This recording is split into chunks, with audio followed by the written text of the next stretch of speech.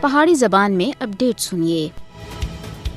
اج جدھر دنیا بھر وچ تعلیم دا عالمی دیہڑا منایا جا رہا ہے، ادھر ہی بھارت دی فوجی جارحیت سن مقبوضہ جموں کشمیر وچ طلبہ دی تعلیم کو بری طرح متاثر کیتا ہے۔ بھارت تے غیر قانونی قبضے سن مقبوضہ جموں کشمیر وچ تعلیم کو مفلوج کر کے رکھ دیتا ہے۔ مقبوضہ علاقے وچ 77 سالاں دے زیادہ عرصے تھی جاری تنازعات اور اختلاف رائے دے اتے بھارتی پابندیاں دی وجہ دے تعلیم کو سب سے زیادہ نقصان پہنچیا ہے۔ بھارتی فوجی ہر دیہڑے دی بنیاد دے اتے کشمیری طلبہ کو پریشان کرنا اور انہاں دی تذلیل کرنا ضروری سمجھتے ہیں۔ 5 اگست 2019 کے بعد مقبوضہ علاقے میں تعلیمی ادارے لمبے عرصے تک بند رہے۔ مودی حکومت سن مختلف فلاحی اداروں دے چلنے والے درجنہ سکولاں کو بھی بند کر دیتا ہے۔ بار بار نام نہاد تلاشی اور معاشرے دی کاروائیاں، چھاپے اور غیر ضروری پابندیاں طلبہ دی تعلیم وچ خلل کر دیں۔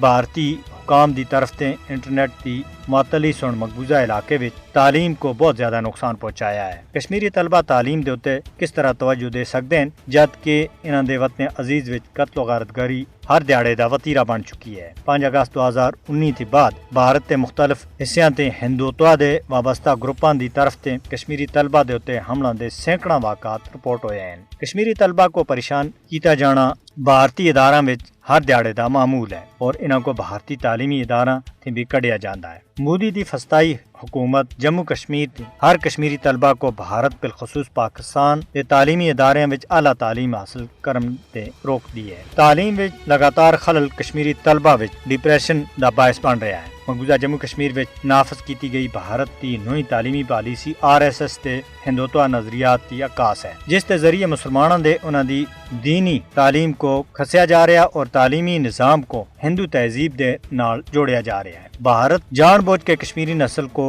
تعلیم سے دور رکھنے دی کوشش کر رہا ہے۔ تعلیم دے عالمی دیہڑے دا تقاضا ہے کہ دنیا کشمیری طلبہ دی حالت زار دے اتے توجہ دے اور بھارت تے نوٹس کینے۔